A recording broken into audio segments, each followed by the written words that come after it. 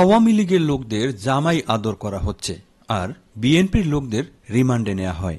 এখনো সময় আছে, সাবধান হয়ে যান। প্রয়োজনে আরও 18 বছর আন্দোলন করব।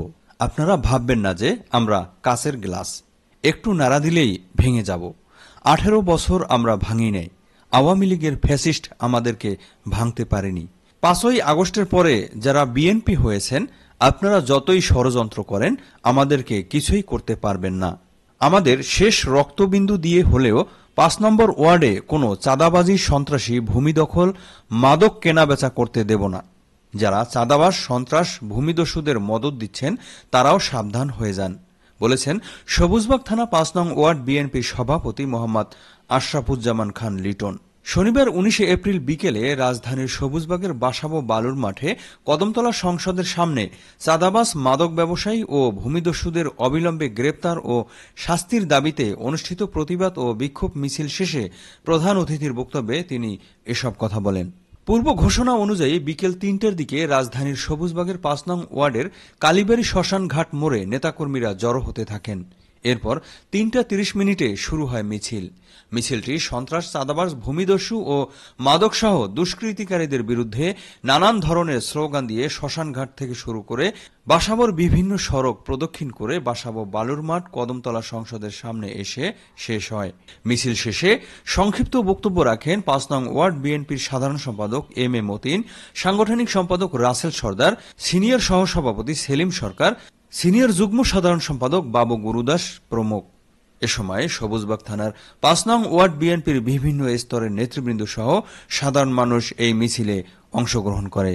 সমাবেশে বক্তারা দুষ্কৃতিকারী, মাদক, চাঁদাবাজ এবং ভূমিদস্যুদের আশ্রয় প্রশ্রয়দাতাদের সাবধান হয়ে যাওয়ার জন্য কঠিন হুঁশিয়ারি উচ্চারণ করেন। আমরাই ছিলাম বিপ্লবের মহানায়ক। সবুজবাগ থানার মধ্যে আমরা নেতৃত্ব দিয়েছি এই আন্দোলনে। আমাদের ভুলে যান না, প্রয়োজনে আবার আন্দোলন করব।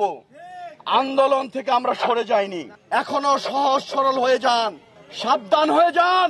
আমরা বিপ্লব করেছি 18 বছর, প্রয়োজনে আরো 18 বছর বিপ্লব করব। আপনারা ভেবে নিয়েন না যে আমরা কাচের গ্লাস ফালাই দিলে আমরা ভেঙে যাব, মচকে যাব।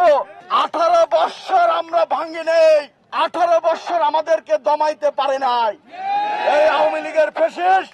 কিন্তু 5ই আগস্টের পরে যারা বিএনপি সাজতেন তারা ভুলে যান, কিচ্ছু করতে পারবেন না আমাদের। আমাদের শেষ বিন্দু রক্তবিন্দু দিয়ে হলেও এই 5 নম্বর ওয়ার্ডে কোনো সন্ত্রাস, চাঁদাবাজি, মাদক এবং ভূমি দখল চলবে না।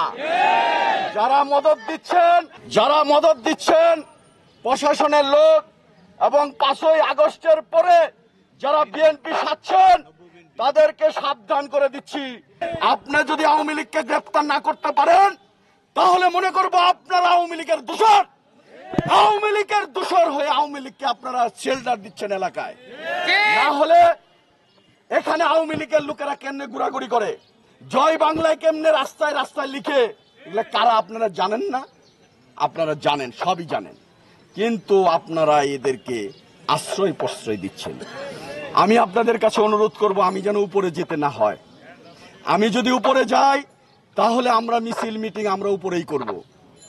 আমি আজকের শেষ বক্তব্য একটা কথাই বলি, আমরা এই দেশের মানুষ, পুলিশ, জনগণ বাই বাই থাকতে চাই।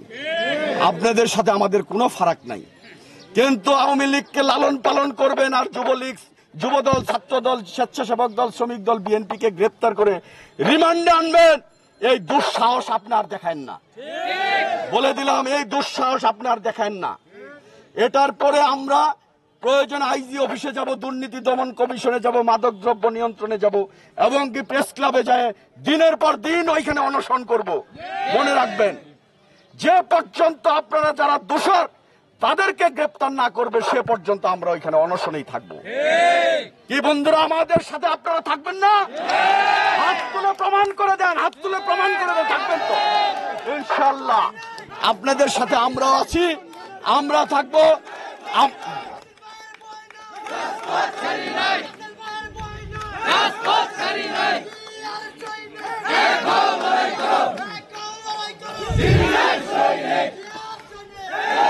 আমার